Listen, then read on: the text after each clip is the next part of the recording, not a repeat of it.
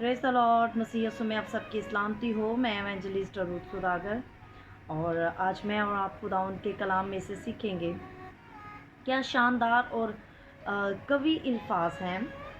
यशायाह नबी हमें बताता है कि खुदा हमारे साथ भलाई करने का मुंतज़िर रहता है, तो भी खुदावंद दयानतदारी से, जब हम यशायाह उसका 30वां बाब, इज़ाया उसका 30 चैप्टर उसके 18 वर्स में पढ़ते हैं, तो वहाँ लिखा है तो भी खुदावंद दयानतदारी से, ये मैं खुद ऐड कर रही हूँ, यानी कि लिखा है कि तो भी खुदावंद तुम पर मेहरबानी करने के लिए इंतज़ार करेगा। मतलब तवक्को करता है, तालिब है, मुश्ताक है, और तुम पर रहम करने के लिए बुलंद होगा, क्योंकि खुदावंद आदिल खुदा है। मुबारक मतलब खुश किस्मत, खुश काबिल रश्क हैं वो लोग, वो सब जो उसका मतलब दयानतदारी से इंतज़ार करते हैं। किसका? उसकी फ़तह का, उसकी हमायत का, उसकी मोहब्बत का, उसके सुकून का, उसकी खुशी का, और उसकी बेबहा शफ़क़त का। हालेलुया, आमीन।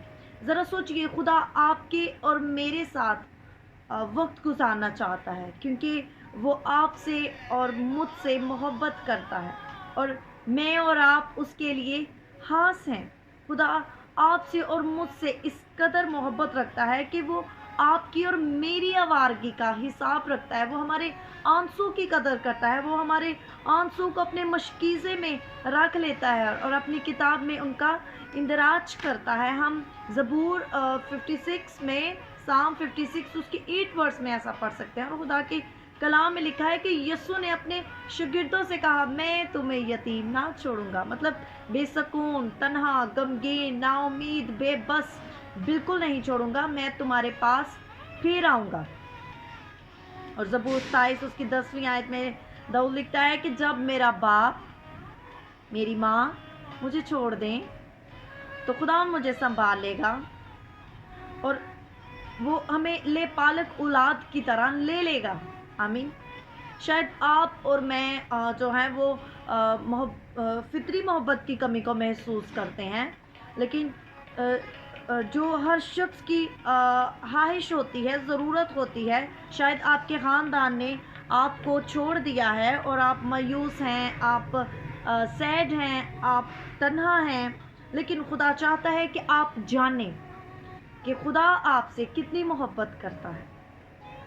आप जानें कि आपके लिए उसकी मोहब्बत बहुत मजबूत, ताकत और शदीद है। वो किसी भी दूसरे शख्स की मोहब्बत की कमी को आपकी ज़िंदगी से ख़त्म कर सकती है। अगर हम कहते हैं कि फ़लाँ शख्स की कमी हमें अपनी ज़िंदगी में महसूस होती है, बहुत से ऐसे बहन भाई हो सकते हैं मेरी तरह, जिनका ज़मीनी बाप नहीं है, लेकिन हमारा आसमानी बाप हमसे इतनी मोहब्बत करता है कि वो हमें ज़मीनी बाप की भी कमी महसूस नहीं होने देता। हमें ज़मीनी बाप से भी ज़्यादा हमारा ख़्याल रखता है, हमारी इतनी फ़िक्र करता है, हमें वो सारी चीज़ें प्रोवाइड करता है जो एक खुदा ने ज़मीनी बाप के ज़िम्मा लगाई होती हैं। तो खुदा वो सारी कमी को पूरा कर देता है, और उसे अपने आप को तसल्ली देने और अपने शिकस्ता दिल को तसल्ली देने के लिए हमें ज़रूरत है कि हम खुदा को इजाज़त दें कि खुदा तू हमें तसल्ली दे, हमारे